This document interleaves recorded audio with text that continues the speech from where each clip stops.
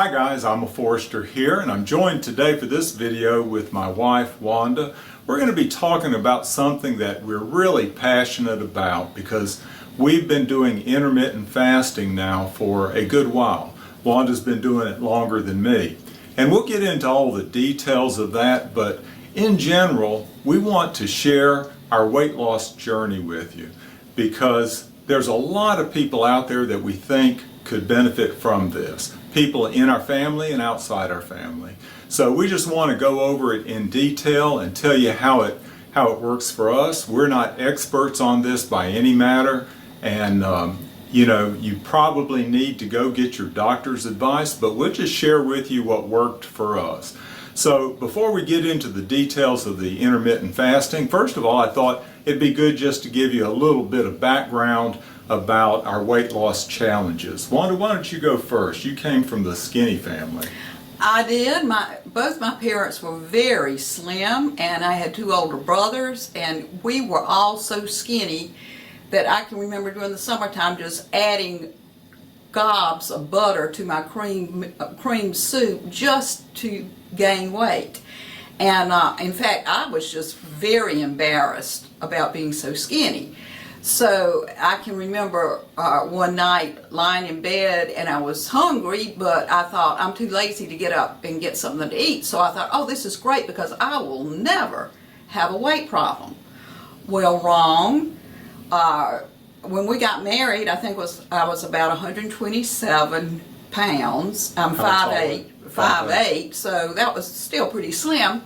But soon after we got married, I started trying to impress Tim with my baking skills, and I was making loaves of bread, and we were sitting there eating the loaves and just pouring the butter on it. And before you know it, I mean, I was like up to 100 and probably 55 or something like that. So I started going on Weight Watchers. But over the years, I would just keep gaining it back until about 2013. I was almost hitting 180. I was like 100. I was at 178, and I thought, well, I might as well go on up to 180 so I can be one of these magazine women that lost so much weight.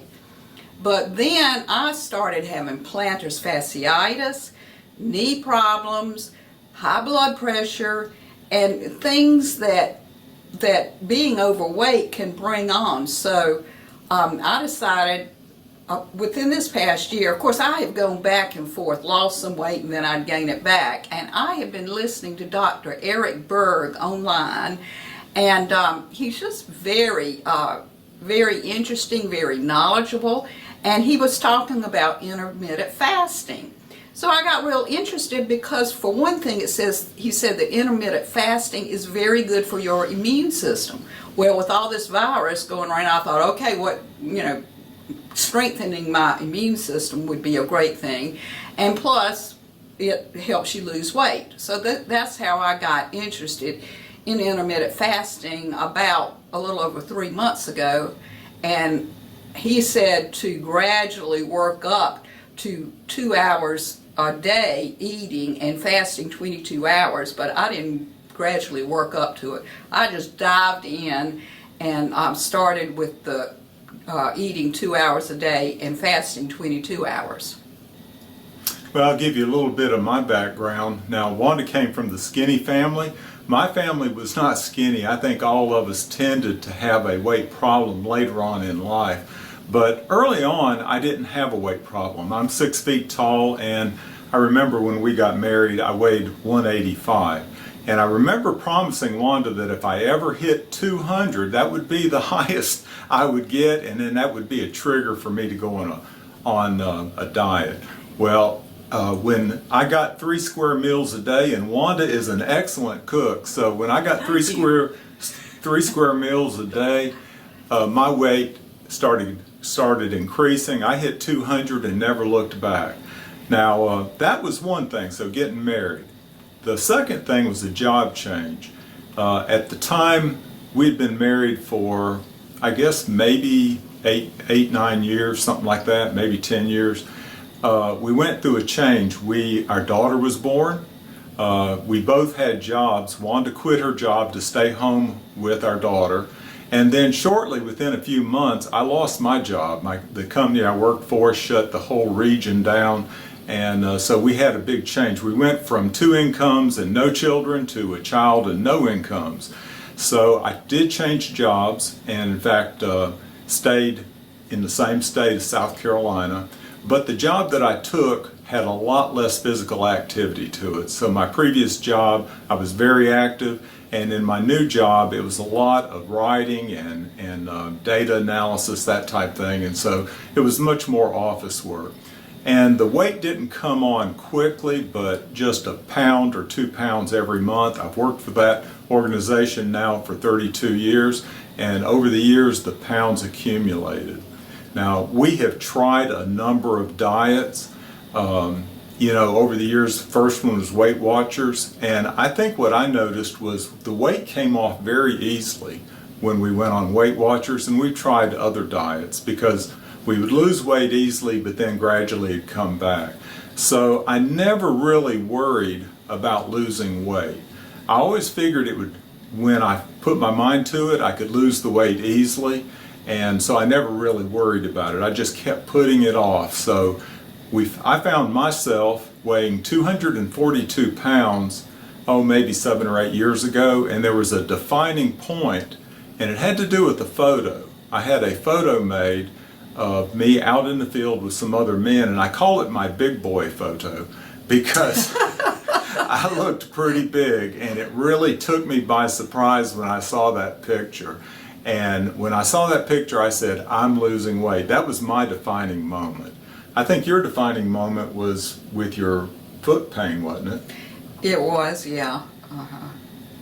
And knee pain. However, I still have the knee pain, but I can live with it. So let's give you a little more of the background, because when we both had our defining moments, we did another diet. So we've been through several diets, and we picked up bits and pieces of each one of those to put into what we're doing now. I'll call the first diet that I went on was my Fitbit diet, and that was in 2013, and it was just walking a lot. So I walked 5 miles a day. Wanda started joining me on that, and so we did a lot of walking, and that has become such a habit that we continued doing that for ever since, and I'll probably always be walking. Then the whole 30. Well, as part of the Fitbit diet, it was just counting calories. So we counted calories and we walked. Then we went to the Whole 30 diet, and from that I think we took dropping sugar, for one thing. So we tried to eliminate added sugar from our diet and other things. Then we tried the keto diet, and we still have some of those recipes that we liked, and we still do. So we tried a number of diets, but then we discovered, or wanted to discover, the intermittent fasting. And so now you said you found out about it initially online, on internet, watching internet videos. I just give you my take on it. So Wanda, 3 months ago? A little over 3 months ago, about 3 months, 5 days ago. So it was during the period of time when I was telecommuting. So I was working here at the house, and Wanda decided she wanted to start fasting. Now, I'm familiar with the word fasting. I don't know that much about, I didn't know and had not heard of intermittent fasting, but it didn't sound like fun to me, and I think she suggested that I do it with her, and I resisted. It didn't sound like fun. It sounded like torture, to be honest. And so I said, no, you go ahead and do it. I'm not interested in it. I'll continue doing what I'm doing. But over the course of, I'll say, 3 or 4 weeks, I saw it being very successful for her. Now, during that time, she said she felt like I was eating almost constantly because the rattling of the bags. And it's what made telecommuting hard for me, because I was sitting in this next room right here, next door to the kitchen, and around food constantly. So my weight started to climb just a little bit, a pound or two. And so anyway, but I saw her weight dropping, and it was dropping pretty significantly over a period of time. So why don't you talk about just the fasting part of it? It sounds so draconian or so legal or whatever to say that you would actually fast 22 hours and eat for 2 hours. And when you bring that up and say something to somebody about it, their initial response is, oh no, I could never do that. But you're supposed to keep drinking liquids during that time. And if you have the least bit of hunger pains, drinking something just takes it away. So I have been very surprised at how effortless this has been. You would think you'd be starving, but that is really not the case. And then if I do think, oh, I would love to have a piece of blueberry pie, or I would love to have some chips, or what, vegetables or fruits or whatever, I just tell myself, okay, that's going to taste really great at 4 o'clock. So I look forward to everything I'm going to eat at 4 o'clock. Now I make sure that we have lots of different minerals and nutrients. But honestly, I don't think I have really cut down on my calories. That's what's so surprising about it. So basically, I was telecommuting and I was watching Wanda do her fast, and it was working for her. And at some point, she'd been doing it for 3 or 4 weeks. I decided, hey, I'm going to give it a shot. It can't be that bad. And so Wanda already said it, but I found it was effortless. I don't even have to think about it anymore. It was harder here being right near food than when I went back to work. So when I went back to work and it was in the office full time, it was very easy there. In fact, what I do is go to walk over lunch for about a half an hour, so at least it's a break from sitting at the desk. And so I'll walk for half an hour and then come back and start working again. I'm usually home by 4 o'clock or thereabouts, and we go ahead and eat. It doesn't take us that long to eat, so definitely within an hour, we've eaten all that we really want to eat. And one key is to eat until you're full. Don't try to scrimp and then you end up still being hungry, because that just doesn't seem to work. So we eat till we're full. We don't deprive ourselves of anything. So we've had, in fact, I think today we're going to have, for Father's Day, blueberry pie and ice cream, which is one of our favorites. But we'll eat it in reasonable portions between 4 and 6. So it's really not that hard. We still exercise, we still walk, and I think one of the key things, for me at least, is to walk while I'm in that fasted state. So before I break the fast, do some exercise. For me, it's walking. It might be something else for y'all, but do that before we've broken the fast, because I think you're burning more fat right then. One of the things that I've noticed, I've seen my weight come down, and I'll talk about that just for a second, but I've also seen my percent body fat come down pretty dramatically. I think my percent body fat has come down faster than my weight. So let me talk about the weight for a minute.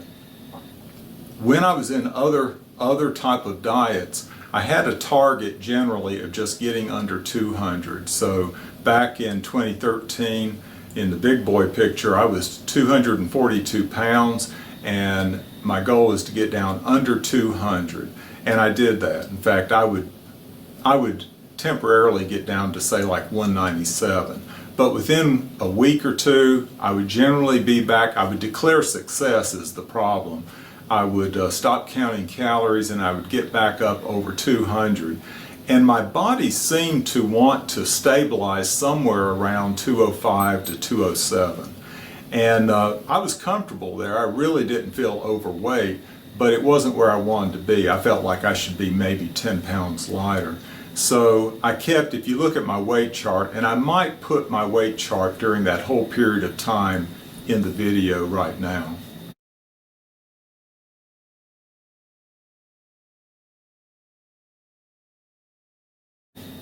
But if you look at that weight chart, you can see the dramatic decline initially. That was on what I call my Fitbit diet, but then you see this up and down cycle where I would gain maybe 7 or 8 pounds and lose 7 or 8 pounds. whenever I lost weight, I generally call that my China diet, because that corresponds very well to going on one of our China trips and getting sick over there. But then I would always climb back up to somewhere around 205 pounds. Now when I went on intermittent fasting, I dropped, so my goal was to get back under 200. So I went from 206 to 200 in roughly, I'll say, 2-week period of time. No, 1-week period of time. And then my next goal was 195, and I got down there pretty quickly also. And I don't go by the daily weights, I go by Fitbit has a running average. It's the blue line on the chart that I showed you, and so I got down the blue line under 195, and right now the blue line is approaching 190. I've made it down into the 180s a couple of times, but the blue line hasn't reached there yet. So I don't know where I'll end up. I would be happy if I stayed where I am right now, but I think eventually I want to get down to 185 and then maybe 180 and then just stabilize. Now you're where you need to be. You should be in maintenance mode, but you're still losing. And one thing I'd like to say too is when we were trying the keto diet, one thing I learned from that is to use almond flour and coconut flour and swerve and monk's fruit. So I'm not saying we never eat anything with sugar in it, but we try to stay away from sugar as much as possible. So the bottom line is we're just trying to get the word out. It's really worked for us, and it has not been torture. It has been fun to do. And you see that momentum starting of weight loss, and you wonder, it almost seems like, how's this working? We're not really trying. But it's worked for us. It may not work for everybody, but this is a sample size of 2, and it's worked for both of us. Okay guys, I hope you found that interesting. Don't be afraid of intermittent fasting. It's easier than you might think. Comment below if you've decided to give it a try, and let us keep up with your progress in the future. Just drop notes in the comment section below over time. Y'all take care.